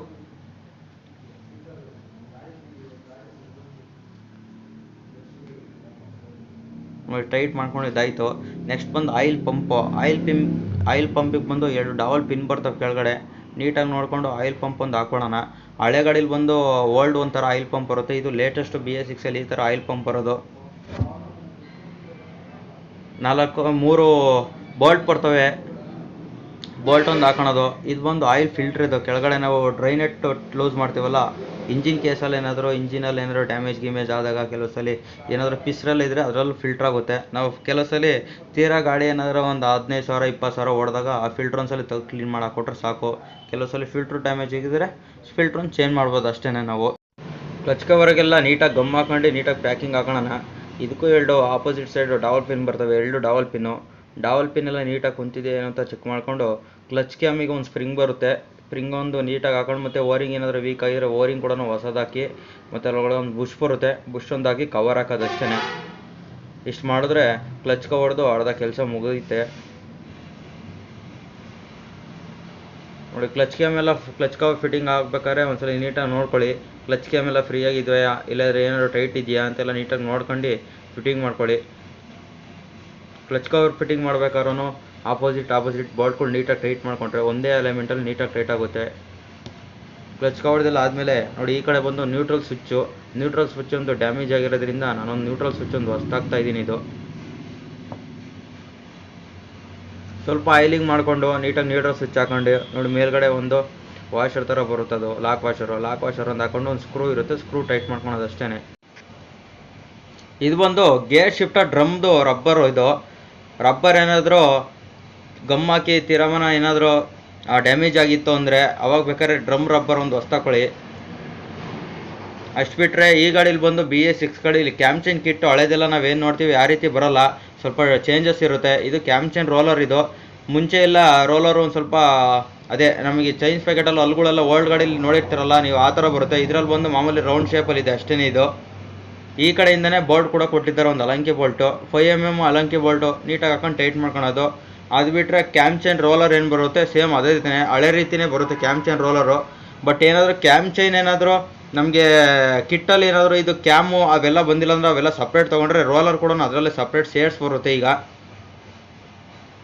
ನೋಡಿ ಇದು ಬಂದು ಒನ್ ವೇ ಕ್ಲಚ್ಚಿಂದು ಏನು ಬರುತ್ತೆ ವೀಲು, ಒನ್ ವೇ ಕ್ಲಚ್ಚಿಂದು ವೀಲ್ ಒಂದು ಆಯಿಲ್ ಶೀಲ್ ಬರುತ್ತೆ ಒಳಗಡೆಯಿಂದ, ಒಂದು ಒನ್ ವೇ ಕ್ಲಚ್ಚಿಂದು ವೀಲ್ದು ಒಳಗಡೆಯಿಂದ ಒಂದು ಆಯಿಲ್ ಶೀಲ್ ಹಾಕೊಂಡು ಶೆಲ್ಫ್ ಮೋಟ್ರದ್ದು ಏನಾದರೂ ನಿಮಗೆ ಚೈನ್ ಬರುತ್ತಲ್ಲ, ಶೆಲ್ಫ್ ಮೋಟ್ರದ್ದು ಈ ಚೈನ್ ಏನಾದರೂ ವೀಕ್ ಆಗಿದ್ರೆ ಇದು ಕೂಡ ಕಿಟ್ಟು ಹೊಸ್ದಾಗಿ ಸಿಗುತ್ತೆ, ಕಿಟ್ ಕೂಡ ಹೊಸ್ದಾಕೊಂಬೋದು. ಮತ್ತು ಈ ಕಡೆ ಚೈನ್ ಗೈಡ್ಗಳು ಹೊಸದು ಬರುತ್ತೆ ರಬ್ಬರ್ದು, ಸೆಲ್ಫ್ ಮೋಟ್ರ್ ಚೈನ್ ಗೈಡ್ ಏನಿರುತ್ತೆ ಇದ್ರದ್ದು ಸಪ್ರೇಟ್ ಗೈಡ್ಗಳು ಸಿಗ್ತವೆ. ಏನಾದರೂ ವೀಕ್ ಆಗಿದ್ರೆ ಅದನ್ನು ಕೂಡ ಹೊಸದು ಹಾಕೊಂಬೋದು ನಾವು. ಶೆಲ್ಫ್ ಹೊಡಿಬೇಕಾದ್ರೆ ಏನೋ ಸೌಂಡ್ ಇತ್ತು, ಇಲ್ಲಿ ಚೈನೇ ಜಂಪ್ ಹೊಡಿತೈತೆ ಅಂದರೆ ಇಂಜಿನ್ ಕೇಸಿಗೆ ಟಚ್ ಆಗಿದ್ರೆ ಥರ ಎಲ್ಲ ಸೌಂಡ್ ಬರ್ತಾ ಇದ್ರೆ ಚೇಂಜ್ ಮಾಡ್ಕೊಬೋದು ನೀವು ಅದನ್ನು. ಈ ಕಡೆ ಬಂದು ಮ್ಯಾಗ್ನೆಟ್ ಹತ್ರ ಒಂದು ಮ್ಯಾಗ್ನೆಟ್ ಕೀ ಬರುತ್ತೆ, ಕೀ ಒಂದು ಹಾಕೊಂಡು ನೀಟಾಗಿ ಮ್ಯಾಗ್ನೆಟ್ ಒಂದು ಹಾಕೊಂಡ್ರೆ ಒಂದು ಮೇಲ್ಗಡೆ ಒಂದು ಮ್ಯಾಗ್ನೆಟ್ ಮೇಲ್ಗಡೆ ಒಂದು ವಾಷರ್ ಬರುತ್ತೆ ನಿಮಗೆ. ಆ ಒಂದು ವಾಷರ್ ಹಾಕೊಂಡು ಒಂದು ನಟ್ ಹಾಕೋಣದು ಅಷ್ಟೇ. ಒಂದು ವಾಷರ್ ಹಾಕೋಣದು ನೋಡಿ, ವಾಷರ್ ಹಾಕೊಂಡು ಒಂದು ನಟ್ಟು, ಪುಲ್ಲರ್ ಇದ್ದರೆ ಪುಲ್ಲರ್ ಸಹಾಯದಿಂದನೂ ಕೂಡ ಟೈಟ್ ಮಾಡೋದು, ಇಲ್ಲ ಗನ್ ಯೂಸ್ ಮಾಡ್ತೀನಿ ಅಂದರೆ ಗನ್ನಲ್ಲಿ ಟೈಟ್ ಮಾಡಿಕೊಂಡ್ರೆ ಸಾಕು. ವರ್ಲ್ಡ್ BS4 ಅಲ್ಲೆಲ್ಲ ಬರೋ ಥರ ಇದರಲ್ಲೇನು ಹೆಡ್ಡಲ್ಲೆಲ್ಲ ತುಂಬ ಓರಿಂಗ್ ಕಿಟ್ಟು ಆ ಥರ ಎಲ್ಲ ಏನೂ ಬರೋಲ್ಲ. ಮತ್ತು ಅದು ನಾವು ನೋಡ್ತಿದ್ವಲ್ಲ ಮುಂಚೆ ಹಳೆ ಗಾಡೀಲೆಲ್ಲ ಹೆಡ್ಡಲ್ಲೆಲ್ಲ ಓರಿಂಗು ಮತ್ತು ಅದಕ್ಕೊಂದು ವಾಷರು, ಈ ಕಡೆ ಬಂದು ಒಂದು ಡಾವಲ್ ಪಿನ್ ಥರ ಬುಷ್ ಬರುತ್ತೆ ಅದಕ್ಕೊಂದು ಓರಿಂಗ್ ಎಲ್ಲ ಬರುತ್ತೆ, ಆ ಥರ ಎಲ್ಲ ಈ ಗಾಡಿಗೆಲ್ಲ ಏನು ಬರೋಲ್ಲ. ಇದರಲ್ಲಿ ಬಂದು ಒಂದು ಬೋರಲ್ಲಿ ಒಂದೇ ಒಂದು ವಾಷರ್ ಬರುತ್ತೆ ಅಷ್ಟೇ. ಅದು ಯಾವ ರೀತಿ ಒಂದು ಒಂದು ರಬ್ಬರ್ ಓರಿಂಗ್ ಬರುತ್ತೆ, ಆ ರಬ್ಬರ್ದು ಒಂದು ಓರಿಂಗ್ ಹಾಕೊಂಡ್ರೆ ಸಾಕಷ್ಟೇ. ಬೋರೆಲ್ಲ ಬಂದು ನಾನು ಬೋರೆಲ್ಲ ಏನು ಹೊಸ್ತಾಗ್ತಾಯಿಲ್ಲ, ಬೋರೇನು ತುಂಬ ಏನು ಸೀಸು ಆ ಥರ ಏನೋ ಕಂಪ್ಲೇಂಟ್ ಏನು ಇರಲಿಲ್ಲ, ಸ್ವಲ್ಪ ಆಯಿಲ್ ಕುಡಿತಾ ಇರೋದ್ರಿಂದ ಆಯಿಲ್ ಕಮ್ಮಿ ಆಗ್ತಾಯಿತ್ತು ಇಂಜಿನಲ್ಲಿ, ಅದರಿಂದ ಬೋರೊಂದು ನಾನು ರೆಡಿ ಮಾಡಿಸಿದ್ದೀನಿ, ರೀಬೋರ್ ಮಾಡಿಸಿದ್ದೀನಿ ಬೋರೊಂದು. ಮತ್ತು ಶಾಫ್ಟ್ ಬಂದು ಆಫ್ ಸೆಟ್ ಹೊಸ್ತಾಗ್ಸಿದ್ದೀನಿ, 2 ಇಂಜಿನ್ ಬೇರಿಂಗು ಮತ್ತು ಆಫ್ ಸೆಟ್ ಒಳಗಡೆ ಬೇರಿಂಗು ಇಷ್ಟು ಕೂಡ ಹೊಸ್ತಾಗಿಸಿ ಬೋರೆಲ್ಲ ರೆಡಿ ಮಾಡಿಸಿದ್ದೀನಿ. ಮತ್ತು ಹೆಡ್ಡೆಲ್ಲ ಬಂದು ಗೈಡೆಲ್ಲ ಹೋಗಿರೋದ್ರಿಂದ ಆಯಿಲು ಲೀಕೇಜ್ ಆಗೋದು ಮತ್ತು ಆಯಿಲ್ ಕುಡಿಯೋದು ಈ ಥರ ಪ್ರಾಬ್ಲಮ್ ಎಲ್ಲ ಇರೋದ್ರಿಂದ ಗಾಡಿ ಸ್ವಲ್ಪ ಸ್ಮೋಕ್ ಬರ್ತಾಯಿತ್ತು, ವೈಟ್ ಸ್ಮೋಕು. ಅದರಿಂದಾಗಿ ನಾನು ಹೆಡ್ ಕೂಡ ವಾಲ್ಗೆ ಆ ಗೈಡ್ ಹೊಡಿಸಿ ಲ್ಯಾಪ್ ಮಾಡಿಸಿದ್ದೀನಿ. ಮತ್ತು ವಾಲ್ ಕಿಟ್ ಎಲ್ಲ ಹೊಸದೇ. ನಮ್ಮದು ಸ್ಪ್ಲೆಂಡರಲ್ಲೆಲ್ಲ ಹಳೆ ಗಾಡೀಲಿ ಬಂದು ತುಂಬ ಹೆಡ್ಡಲ್ಲೆಲ್ಲ ಓರಿಂಗ್ಗಳೆಲ್ಲ ನೋಡಿರ್ಬೋದು ನೀವು, ಯಾಕೆಂದರೆ ಆಯಿಲ್ ಲೀಕೇಜ್ ಎಲ್ಲ ಅಷ್ಟು ಕಂಪ್ಲೇಂಟ್ ಇರ್ತವೆ ಹೆಡ್ಡಲ್ಲಿ. ಕೆಲವು ಸಲ ಏನೇ ಗಮ್ಮೆಲ್ಲ ಹಾಕಿದ್ರೂ ಕೆಲವು ಸಲ ಆಯಿಲ್ ಲೀಕೇಜೇ ನಿಂತ್ಕೊಂತ ಇರಲಿಲ್ಲ. ಈ ಗಾಡೀಲೆಲ್ಲ ಬಂದು ನಾವು normal Passion Pro, Passion Plus ಗಾಡೀಲೆಲ್ಲ ಯಾವ ರೀತಿ ಬರುತ್ತೆ ನೋಡಿ ಅದೇ ಥರನೇ ಸೇಮ್ ಫಿಟ್ಟಿಂಗೇನೆ. ಅಷ್ಟು ಬಿಟ್ಟರೆ ಇನ್ನೇನು ಚೇಂಜಸ್ ಏನು ಮಾಡಿಲ್ಲ BS6ಅಲ್ಲಿ. ಬಟ್ ಒಂದೇನಂದರೆ ಕ್ಯಾಮ್ ಚೈನ್ ರೋಲರ್ಗಳು ಇದ್ದಾವಲ್ಲ ಅವೆಲ್ಲ ಒಂದು ಸ್ವಲ್ಪ ಡಿಫ್ರೆಂಟಾಗಿ ಚೇಂಜ್ ಮಾಡಿದ್ದಾರೆ ಅಷ್ಟೇ. ಮುಂಚೆ ನಾವೆಲ್ಲ ಆಯಿಲ್ ಪಂಪ್ ರಾಡು ಅದರೊಳಗಡೆಯಿಂದ ಹಾಕೊಂಡು ಒಂದು ಸ್ಪೆಷಲ್ ಟೂಲ್ ಬರೋದು ಬಿಚ್ಚಕ್ಕೆ ಹಾಕೋದಕ್ಕೆ, ಆ ರೀತಿ ಎಲ್ಲ ಏನಿಲ್ಲ. ಇದಕ್ಕೊಂದು 5mm ಅಲಂಕಿ ಬೋಲ್ಟ್ ಕೊಟ್ಟಿದ್ದಾರೆ, ಅದ್ರ ರೀತಿಯೇ ಬಿಚ್ಕೊಂಡು ಕ್ಯಾಮ್ ಚೈನ್ ರೋಲರು ಆ ಥರ ಎಲ್ಲ ಹಾಕೊಂಡು ಫಿಟ್ ಮಾಡ್ಕೊಳೋದು ಅಷ್ಟೇ. ನೆಕ್ಸ್ಟ್ ಬಂದು ಹೆಡ್ಡಲ್ಲೆಲ್ಲ ನೀವು ನೋಡೋ ರೀತಿಲಿ ಏನು ಚೇಂಜಸ್ ಏನು ಕಾಣಲ್ಲ. ಮಾಮೂಲಿ ಹಳೆ ಗಾಡೀಲಿ ಕ್ಯಾಮ್ ಶಾಫ್ಟ್ ಆಗಿರ್ಬೋದು ಮತ್ತು ವಾಲು ರ್ಯಾಕರಮ್ ಎಲ್ಲ ಸೇಮ್ ಒಂದೇ ಥರ ಇರುತ್ತೆ. ಬಟ್ ರ್ಯಾಕರಮ್ ಎಲ್ಲ ರೋಲರ್ ರ್ಯಾಕರಮ್ ಬರ್ತವೆ ಈಗೆಲ್ಲ. ನೋಡಿ ಹೆಡ್ಡೆಲ್ಲ ಫಿಟ್ಟಿಂಗ್ ಮಾಡೋದಕ್ಕಿಂತ ಮುಂಚೆ ನಾವೆಲ್ಲ ನೀಟಾಗಿ ಹೆಡ್ಡೆಲ್ಲ ವಾಶ್ ಮಾಡಿಕೊಂಡು ಕೆಳಗಡೆ 2 ವಾಷರ್ ಬರ್ತವೆ, ಸಣ್ಣದಾಗಿ ತೆಳುವಾಗಿ ಸ್ವಲ್ಪ ವಾಷರ್ ಬರ್ತವೆ, ತೀರಾ ತೆಳು ಪೇಪರ್ ಸೈಜ್ ಲೆಕ್ಕಾಚಾರದಲ್ಲಿ ಇರ್ತವೆ ವಾಷರ್ಗಳು. 2 ವಾಷರ್ ಹಾಕೊಂಡು ವಾಲ್ಗೆ ಮತ್ತು ಆಯಿಲ್ ಶೀಲ್ ಹಾಕೊಂಡು ಮೇಲ್ಗಡೆ 2 ಸ್ಪ್ರಿಂಗು ಮತ್ತು ಅದ್ರ ಮೇಲ್ಗಡೆ ಒಂದು ಬುಷ್ ಬರುತ್ತೆ. ಆ ವಾಲ್ದು ಲಾಕ್ ಎಲ್ಲ ಏನು ಕೂರ್ತವೆ ಅದಕ್ಕೊಂದು ಬುಷ್ ಇರುತ್ತೆ, ಆ ಬುಷ್ಗೆ ಹಾಕ್ಕೊಂಡು ಆರಾಮಾಗಿ ಹಾಕೊಳೋದು ಅಷ್ಟೇ. ನೋಡಿ ಈಗೆಲ್ಲ ಬರೋದು ರೋಲರ್ ರ್ಯಾಕರ್ ಬರ್ತವೆ, ಮಾಮೂಲಿ ಪ್ಯಾಷನ್ಗೆಲ್ಲ ಬರ್ತಾವಲ್ಲ ಸೇಮ್ ಅದೇ ರೀತಿಯೇ. ಅಷ್ಟು ಬಿಟ್ಟರೆ ಒಳಗಡೆ ಒಂದು ಸೆನ್ಸರ್ ಕೂಡ ಕೊಟ್ಟಿದ್ದಾರೆ. ಆ ಸೆನ್ಸರ್ ಬಂದು ನಿಮಗೆ ಗಾಡಿ RPM ಎಲ್ಲ ಏನು ರೈಸ್ ಆಗುತ್ತೆ ಅದನ್ನು ತೋರ್ಸೋಕ್ಕೋಸ್ಕರ ಇಂಜಿನ್ ಒಳಗಡೆ ಒಂದು ಸೆನ್ಸರ್ ಕೊಟ್ಟಿದ್ದಾರೆ, ಸ್ಪೀಡೋ ಸೆನ್ಸರ್ ಲೆಕ್ಕಾಚಾರ ಕೊಟ್ಟಿದ್ದಾರೆ ಹೀರೋ BS6 ಗಾಡೀಲಿ. ನಮ್ಮ ಹಳೆ ಗಾಡಿ BS4 ಈ ರೀತಿಯಲ್ಲಿ ಏನು ಬರೋಲ್ಲ. ಅಷ್ಟು ಬಿಟ್ಟರೆ ಏನೆಲ್ಲ ಕಾಮನ್ ಆಗಿ ಒಂದೇ ಥರನೇ ಇದೆ ಎಲ್ಲದೂ. ಮತ್ತು ಇನ್ನೊಂದು ಏನಂದರೆ ನೀವು ಹೆಡ್ಡೆಲ್ಲ ಲ್ಯಾಪಿಂಗ್ ಕೊಡಬೇಕಾದ್ರೆ ಸ್ವಲ್ಪ ನೋಡಿಕೊಂಡು ಹುಷಾರಾಗಿ ಕೊಡಬೇಕು. ಏನಕ್ಕಪ್ಪ ಅಂದರೆ ಹೆಡ್ಡಲ್ಲೆಲ್ಲ ಆಕ್ಸಿಜನ್ ಸೆನ್ಸರ್ ಬರ್ತವೆ, ಎಲ್ಲ ರಿಮೂವ್ ಮಾಡಿಕೊಟ್ರೆ ಒಳ್ಳೆಯದು. ಇಲ್ಲ ಕೆಲವು ಸಲ ಹಂಗೆ ಕೊಟ್ಟರೆ ಏನೋ ಬಿಚ್ಚೋಕ್ಕಾಗಲಿಲ್ಲ ನೋಡೋಕ್ಕಾಗಲಿಲ್ಲ ಅಂತ ಏನಾದರೂ ಎಮರ್ಜೆನ್ಸಿಲಿ ಏನಾದರೂ ಹಂಗೆ ಕೊಟ್ಟರೆ ಕೆಲವು ಸಲ ಆಕ್ಸಿಜನ್ ಸೆನ್ಸರ್ ಎಲ್ಲ ಡ್ಯಾಮೇಜ್ ಆಗೋ ಚಾನ್ಸಸ್ ಇರುತ್ತೆ. ಅದರಿಂದ ನಾವು ಸ್ವಲ್ಪ BS6 ಗಾಡಿ ಅಂದರೆ ಸ್ವಲ್ಪ ನೋಡ್ಕೊಂಡು ಹುಷಾರಾಗಿ ಮಾಡ್ಕೊಳ್ಳಿ. ನೋಡಿ ಇದ್ರಲ್ಲಿ ಬಂದು ಬೋರ್ ಎಲ್ಲ ಫಿಟ್ಟಿಂಗ್ ಆದಮೇಲೆ ಬೋರ್ ಈ ಕಡೆ ಹೆಡ್ ಫಿಟ್ಟಿಂಗ್ ಆಗೋ ಜಾಗ ಅಥವಾ ಗ್ಯಾಸ್ಕೆಟ್ ಹಾಕ್ತಾ ಇದ್ದೀನಲ್ಲ ನೋಡಿ, ಇದರಲ್ಲೆಲ್ಲ ಹಳೆ ಸ್ಪೆಂಡರಲ್ಲೆಲ್ಲ ಓರಿಂಗ್ ಕಿಟ್ಟು ಮತ್ತು ಈ ಕಡೆ ಬುಷು ಎಲ್ಲ ಬರೋದು. ಇದರಲ್ಲೆಲ್ಲ ಏನು ಬರೋಲ್ಲ. ನಾವು ಆಯಿಲ್ ಸಪ್ಲೈ ಆಗೋಕ್ಕೋಸ್ಕರ ಒಂದು ಬುಷ್ ಬರುತ್ತೆ, ಸೇಮು ನಮಗೆ ಡಾವಲ್ ಪಿನ್ ಥರನೇ ಇರುತ್ತೆ, ಅದು ಆ ಬುಷ್ ಒಂದು ಮತ್ತು ಓರಿಂಗ್ ಎಲ್ಲ ಹಾಕ್ಬೇಕಾಯ್ತು. ಇದರಲ್ಲೆಲ್ಲ ಏನು ಆ ರೀತಿ ಎಲ್ಲ ಏನು ಇರೋಲ್ಲ. ಸೇಮ್ ಪ್ಯಾಷನ್ ಗಾಡಿಲೆಲ್ಲ ಹಳೆ ಗಾಡಿ ಪ್ಯಾಷನ್ ಪ್ರೋ ಸೇಮ್ ಅದೇ ಥರನೇ ಮಾಡ್ಬೋದು. ನೋಡಿ ಹೆಡ್ಡೆಲ್ಲ ಫಿಟ್ಟಿಂಗ್ ಆಗಬೇಕಾದ್ರೆ ಸ್ವಲ್ಪ ನಮ್ಮದು ಗ್ಯಾಸ್ಕೆಟೆಲ್ಲ ಏನಿರುತ್ತೆ ಹೆಡ್ ಗ್ಯಾಸ್ಕೆಟು ಅದೆಲ್ಲ ನೀಟಾಗಿ ನೋಡ್ಕೊಳ್ಳಿ. ಏನಾದರೂ ಕೇಸು ಮತ್ತು ಅಥವಾ ಹೆಡ್ಡಲ್ಲಿ ಏನಾದರೂ ಲೇತಿ ಕೊಟ್ಟಾಗ ಏನಾದರೂ ಹೆಡ್ಡು ವಾಲೆಲ್ಲ ಕೂರೋ ಜಾಗದಲ್ಲಿ ಏನಾದ್ರು ಡ್ಯಾಮೇಜ್ ಆಗಿದ್ರೆ ಸ್ವಲ್ಪ ಉಜ್ಜಿ ಇಲ್ಲ ಎಮ್ರಿ ಆ ಥರ ಏನಾದರೂ ಯೂಸ್ ಮಾಡಿ ಸ್ವಲ್ಪ ಗಮ್ಮೆಲ್ಲ ಹಾಕೋದ್ರಿಂದ ಆಯಿಲ್ ಲೀಕೇಜ್ ಕೂಡ ಕಮ್ಮಿ ಮಾಡ್ಬೋದು ನಾವು. ಏನಾದರೂ ಕೇಸ್ ಎಲ್ಲ ಡ್ಯಾಮೇಜ್ ಆಗಿತ್ತು, ಹೆಡ್ಡು ವಾಲೆಲ್ಲ ಬರುತ್ತಲ್ಲ ಆ ಜಾಗದಲ್ಲಿ ಏನೋ ಕೂರತ್ತವ ಏನಾದರೂ ಡ್ಯಾಮೇಜ್ ಆಗಿತ್ತು ನಾವು ನೋಡಿಲ್ಲ ಹಂಗೆ ಹಾಕಿದ್ದೀವಿ ಅಂದರೆ, ನಾವು ಗ್ಯಾಸ್ಕೆಟ್ ಏನಾದರೂ ಕರೆಕ್ಟಾಗಿ ಫಿಟ್ಟಿಂಗ್ ಆಗಿಲ್ಲ ಅಂದರೆ ಹೆಡ್ಡಲ್ಲೆಲ್ಲ ಆಯಿಲ್ ಲೀಕೇಜ್ ಆಗೋ ಚಾನ್ಸಸ್ ಇರುತ್ತೆ. ಆ ಉದ್ದೇಶದಿಂದ ಹೇಳ್ತಾ ಇದ್ದೀನಿ, ಸ್ವಲ್ಪ ಫಿಟ್ಟಿಂಗ್ ಮಾಡ್ಬೇಕಾದ್ರೆ ನೋಡಿಕೊಂಡು ನೀಟಾಗಿ ಮಾಡ್ಕೊಳ್ಳಿ. ನೋಡಿ ಮ್ಯಾಗ್ನೆಟಲ್ಲಿ ನಾವು ಮಾಮೂಲಿ ಸ್ಪೆಂಡರಲ್ಲೆಲ್ಲ ಯಾವ ರೀತಿ ಟೈಮಿಂಗ್ ಇಕ್ಕೊಂತೀವೋ ಸೇಮ್ ಅದೇ ರೀತಿಯೇ ಪಿಸ್ಟಿನ್ ಬಂದು ಟಾಪಲ್ಲಿ ಇರಬೇಕು, ಮತ್ತು ಮ್ಯಾಗ್ನೆಟಲ್ಲಿ ಬಂದು T ಮಾರ್ಕು ಅಥವಾ RO ಮಾರ್ಕ್ ಕೊಟ್ಟಿರ್ತಾರೆ, ಆ ಮಾರ್ಕ್ ಕರೆಕ್ಟಾಗಿರಬೇಕು. ಮತ್ತು ಇದೊಂದು ನಾವು ಕ್ಯಾಮ್ ಚೈನ್ದು ವೀಲ್ ಬರುತ್ತಲ್ಲ, ಇದು ಕ್ಯಾಮ್ ಚೈನ್ ವೀಲಲ್ಲಿ ನೋಡಿ ಕ್ಯಾಮ್ ಶಾಫ್ಟ್ ಹತ್ರ ಫಿಟ್ಟಿಂಗ್ ಆಗುತ್ತಲ್ಲ ಅದರಲ್ಲೂ ಕೂಡ ಟೈಮಿಂಗ್ ತೋರಿಸ್ತೀನಿ ನಾನು ಈಗ ಒಂದ್ಸಲಿ ಯಾವ ರೀತಿ ಟೈಮಿಂಗ್ ಬರುತ್ತೆ ಅಂತ. ಈ ರೀತಿ ಟೈಮಿಂಗ್ ಇಕ್ಕೊಂಡು ನಾವು ವಾಲ್ಗಳನ್ನ ಅಡ್ಜಸ್ಟ್ ಮಾಡ್ಕೊಳೋದು. ವಾಲ್ ಕೂಡ ಮುಂಚೆನೇ ಅಡ್ಜಸ್ಟ್ ಮಾಡ್ಕೊಂಡ್ರೂ ಆಗುತ್ತೆ, ಇಲ್ಲ ನಾವು ಫಿಟ್ಟಿಂಗ್ ಎಲ್ಲ ಆದಮೇಲೂ ಅಡ್ಜಸ್ಟ್ ಮಾಡ್ಕೊಂಡ್ರೂ ಆಗುತ್ತೆ. ಇಂಪಾರ್ಟೆಂಟ್ ಬಂದು ಟೈಮಿಂಗ್ ಅಷ್ಟೇ. ಮೇನು ಹೆಡ್ಡಲ್ಲಿ ಮತ್ತು ಈ ಕಡೆ ಮ್ಯಾಗ್ನೆಟ್ ಸೈಡು ಈ ಕಡೆ ಎಲ್ಲ ನೀಟಾಗಿ ನೋಡಿಕೊಂಡು ನಾವು ಟೈಮಿಂಗ್ ಒಂದು ಕರೆಕ್ಟಾಗಿ ಇಟ್ಕೊಂಡ್ರೆ ವಾಲ್ಗಳೆಲ್ಲ ನೀಟಾಗಿ ಅಡ್ಜಸ್ಟ್ ಮಾಡ್ಕೊಬೋದು. ಟೈಮಿಂಗ್ ಏನಾದರೂ ಒಂಚೂರು ಹೆಚ್ಚು ಕಮ್ಮಿ ಆಯಿತು ಅಂದರೆ ವಾಲ್ಗಳು ಬೆಂಡ್ ಆಗೋ ಚಾನ್ಸಸ್ ಇರುತ್ತೆ, ಗಾಡಿ ಮಿಸ್ಫೈರಿಂಗ್ ಬರೋದಿರ್ಬೋದು, ಮತ್ತು ಗಾಡಿ ಸ್ಟಾರ್ಟಿಂಗ್ ಪ್ರಾಬ್ಲಮ್ಮು, ಪಿಕಪ್ಪು ಇಷ್ಟೆಲ್ಲ ಕಂಪ್ಲೇಂಟ್ ಬರ್ತದೆ. ನೋಡಿ ಹೆಡ್ಡಲ್ಲಿ ನೋಡಿ ಇಲ್ಲಿ ಟೈಮಿಂಗ್ ತೋರಿಸ್ತಾ ಇದ್ದೀನಲ್ಲ ನೀಟಾಗಿ ನೋಡ್ಕೊಂಡು ಇಕ್ಕೊಳ್ಳಿ. ಒಂದು ಡಾಟ್ ಮಾರ್ಕ್ ಕೊಟ್ಟಿರ್ತಾರೆ ವೀಲಲ್ಲಿ, ಆ ವೀಲ್ ಬಂದು ಹೆಡ್ ಹತ್ರ ಒಂದು ಮಾರ್ಕ್ ಕೊಟ್ಟಿರ್ತಾರೆ, ಆ ವೀಲಿಗೆ ಮ್ಯಾಚ್ ಆಗಬೇಕು. ಪ್ಲಸ್ ಮ್ಯಾಗ್ನೆಟಲ್ಲಿ ಒಂದು ಇಂಜಿನ್ ಕೇಸಿಗೆ ಮ್ಯಾಚ್ ಆಗೋ ಥರ ಟೈಮಿಂಗ್ ಇಕ್ಕೊಂಡ್ರೆ ಸಾಕು. ನೋಡಿ ಇದು ಬಂದು ಗೇರ್ ಲಿವರ್ ಆಯಿಲ್ ಸೀಲು. ಈ ಆಯಿಲ್ ಸೀಲ್ ಕಿಟ್ಟೆಲ್ಲ ಪೂರ್ತಿ ಕಿಟ್ ಏನು ಬಂದಿರುತ್ತೆ ಅದ್ರ ಜೊತೆನೇ ಬಂದಿರುತ್ತೆ. ಇದೊಂದು ಆಯಿಲ್ ಸೀಲ್ ಕೂಡ ಹೊಸ್ತಾಗ್ತಾ ಇದ್ದೀನಿ. ಇಂಜಿನ್ ಎಲ್ಲ ಬಿಚ್ಚಾದ್ಮೇಲೆ ಕಿಟ್ ಅಂತ ಏನು ಬಂದಿರುತ್ತೆ ನೀಟಾಗೆಲ್ಲ ಒಂದ್ಸಲಿ ಹಾಕೊಂಡ್ರೆ ಮತ್ತೆ ಆಯಿಲ್ ಲೀಕೇಜ್ ಎಲ್ಲ ಆ ಥರ ಪ್ರಾಬ್ಲಮ್ ಎಲ್ಲ ಕಮ್ಮಿ ಆಗುತ್ತೆ ನಮಗೆ. ಮತ್ತೆ ಏನಾದರೂ ಆಯಿಲ್ ಲೀಕೇಜ್ ಆ ಥರ ಎಲ್ಲ ಬಂತು ಅಂದರೆ ತೆಗೆದು ಎಲ್ಲ ಯಾಕೆ ಹಾಕಬೇಕು ಮತ್ತೆ ಅದರಿಂದ. ನೋಡಿ ಇದೆಲ್ಲ ಬಂದು ಸೇಮ್ ನಮ್ಮದು ಇದೇನು ಬರುತ್ತೆ ಕ್ಯಾಮ್ ಚೈನ್ ಕಿಟ್ಟೆಲ್ಲ ಸೇಮ್ ಒಂದೇ ಥರನೇ, ಹಳೆ ಗಾಡಿಲೆಲ್ಲ ಏನು ಬರುತ್ತೆ ಅದೇ ರೀತಿ ಬರುತ್ತೆ ಸೇಮು. ಇನ್ನು ಇದರಲ್ಲೆಲ್ಲ ಏನು ಚೇಂಜಸ್ ಏನು ಮಾಡಿರಲ್ಲ, ಒಳಗಡೆ ರೋಲರ್ ಮಾತ್ರ ಒಂದು ರೋಲರ್ ಚೇಂಜ್ ಮಾಡಿದ್ದಾರೆ, ಅಷ್ಟು ಬಿಟ್ಟರೆ ಇನ್ನೆಲ್ಲ ಸೇಮೇ ಇರುತ್ತೆ.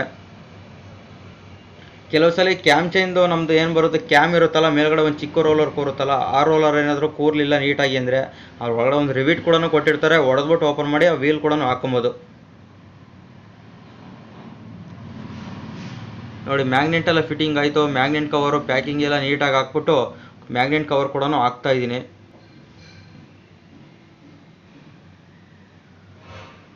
ನಾರ್ಮಲಾಗಿ ಎಲ್ಲ ಫಿಟ್ಟಿಂಗ್ ಆದಮೇಲೆ ನೀಟಾಗಿ ನೋಡ್ಕೊಂಡು ಟೈಟ್ ಮಾಡ್ಕೊಳ್ಳಿ. ಮತ್ತು GB ಶಾಫ್ಟ್ ಆಯಿಲ್ ಸೀಲ್ ಆಗಿರ್ಬೋದು, ಈ ಕಡೆ ಹೆಡ್ ಹತ್ರ ಕ್ಯಾಪ್ಗಳೆಲ್ಲ ಏನಿರ್ತಾವೆ ಅವೆಲ್ಲ ನೀಟಾಗಿ ಗಮ್ ಹಾಕ್ಕೊಳ್ಳೋದು ಅಷ್ಟೇ, ಇನ್ನೇನಿರಲ್ಲ. ಈ ವಿಡಿಯೋ ಇಷ್ಟ ಆದರೆ ಪ್ಲೀಸ್ ನನ್ನ ಚಾನೆಲ್ನ ಸಬ್ಸ್ಕ್ರೈಬ್ ಮಾಡ್ಕೊಳ್ಳಿ, ಲೈಕ್ ಮಾಡಿ, ಶೇರ್ ಮಾಡಿ. ನಿಮ್ಗೆ ಏನಾದರೂ ಡೌಟ್ ಇತ್ತು ಅಂದರೆ ಕಮೆಂಟ್ ಸೆಕ್ಷನಲ್ಲಿ ಕಮೆಂಟ್ ಮಾಡಿ ಫ್ರೆಂಡ್ಸ್. ನೋಡಿ ಗಾಡಿ ಎಲ್ಲ ನೀಟಾಗಿ ರೆಡಿಯಾಗಿದ್ದಾಯಿತು, ಇಂಜಿನೆಲ್ಲ ಹಾಕ್ಬಿಟ್ಟು ಇನ್ನೇನು ಸ್ಟಾರ್ಟ್ ಮಾಡ್ತೀನಿ. ಸ್ಟಾರ್ಟ್ ಮಾಡಿದಾಗ ಸೌಂಡ್ ನೋಡಿ ನೀವೇ ಕೇಳಿಸ್ಕೊಳ್ಳಿ ಯಾವ ರೀತಿ ಬರುತ್ತೆ ಅಂತ. ಎಕ್ಸ್ಟ್ರಾ ಕೊಡ್ಬೋಣ.